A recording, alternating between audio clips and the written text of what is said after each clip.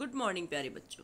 आज हम कवित्री जया जादवानी द्वारा लिखित कविता यह सबसे कठिन समय नहीं के अभ्यास प्रश्न करेंगे। हमारा पहला प्रश्न है, यह कठिन समय नहीं है यह बताने के लिए कविता में कौन कौन से तर्क प्रस्तुत किए गए हैं स्पष्ट कीजिए। उत्तर, यह कठिन समय नहीं है यह बताने के लिए कवि ने निम्नलिखित तर्क दिए। अभी भी चिड़िया चोंच में तिनका दबाए उड़ने की तैयारी में है क्योंकि वह नीड़ का निर्माण करना चाहती है। एक हाथ जड़ती हुई पत्ती को सहारा देने के लिए अभी भी बैठा है, अर्थात वह उस पर पत्ती का अंत नहीं है, कोई उसको सहजने के लिए तैयार है। अभी भी एक रेलगाड़ी गंतव्य अर्थात पहुंचने वाले स्थान तक जाती है। नानी की कथा का आखिरी हिस्सा अभी बाकी है। अभी भी एक बस अंतरिक्ष के पार की दुनिया से बचे हुए लोगों की खबर लाएगी। अभी भी कोई किसी को कहता है कि जल्दी आ जाओ, सूरज डूबने का समय हो चला है। बेटा, कविता की ये सारी पंक्तियाँ हमें भविष्य के लिए आशावादी होने की प्रेरणा देती है और यह कहती है कि हमें निराश होने की ज़रूरत नहीं है, ये समय भी बीत जाएगा, अभी निराश होने की आवश्यकता नहीं, यह सबसे कठिन समय नहीं है।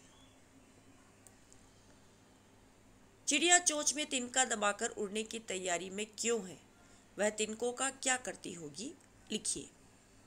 चिड़िया अपनी चोंच में तिनका दबाकर उड़ने की तैयारी में है क्योंकि सूरज डूबने का समय हो चुका है।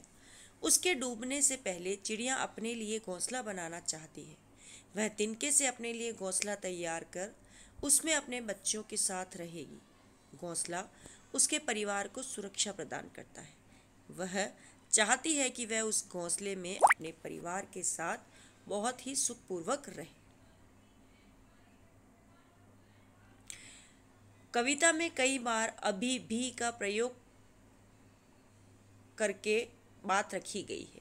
अभी भी का प्रयोग करते हुए 3 कथन बनाइए और देखिए उसमें लगातार निरंतर बिना रुके चलने वाले किसी कार्य का भाव निकल रहा है या नहीं। मुझे अभी भी सिर दर्द है ना।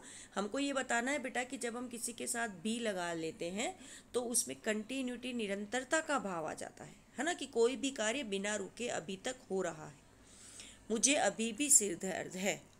अभी भी गांव में बच्चे कई मील पैदल चलकर स्कूल जाते हैं। हम अभी भी अंग्रेजी सीख रहे हैं।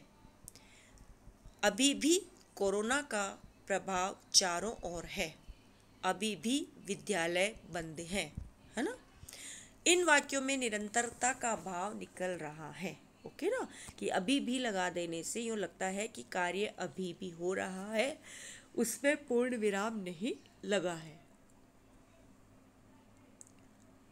अभी भी को एक साथ प्रयोग करके 3 वाक्य लिखिए और देखिए नहीं अभी भी के पीछे कौन से भाव छिपे हो सकते हैं।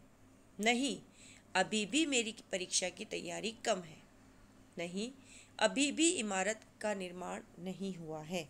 नहीं, अभी भी मेहमान के आने की देर है। नहीं, अभी भी तीसरी लहर आना बाकी है। अभी भी निरंतर चलने वाली प्रक्रिया का बोध कराता है तथा नहीं से कार्य के न होने का पता चलता है। आप भी घर से स्कूल जाते हैं तो कोई आपकी प्रतीक्षा कर रहा होता है। सूरज डूबने का समय भी आपको खेल के मैदान से घर लौट चलने की सूचना देता है। घर में कोई आपकी प्रतीक्षा कर रहा है। प्रतीक्षा करने वाले व्यक्ति के विषय में आप क्या सोचते हैं, अपने विचार लिखिए। उत्तर देखिए बेटा। प्रतीक्षा करने वाला व्यक्ति हमारा प्रियजन हो सकता है।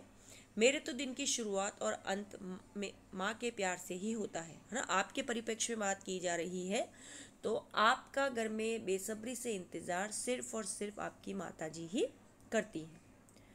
सुबह में प्यार से माथा चूमकर जगाने में माँ का प्यार, नाश्ते में बनी पसंद की चीज़ों में माँ का प्यार, भले बुरे की डांट में भी माँ का प्यार, सूरज डूबने के साथ खेल के मैदान से घर लौट चलने की सूचना देता माँ का प्यार। तथा जीवन जीने का सलीका सिखाता माँ का प्यार। ओके बेटा, ये हमारे इस पाठ के अभ्यास प्रश्न हैं। आपको प्रश्न नंबर 2 अपने स्वयं के क्षमताओं के अनुरूप लिखना है। उसमें आपको अपने किसी बड़े बुजुर्ग से कोई एक ऐसी कहानी या घटना लिखनी है जो हमें जीवन में आशावादी होने की प्रेरणा देती।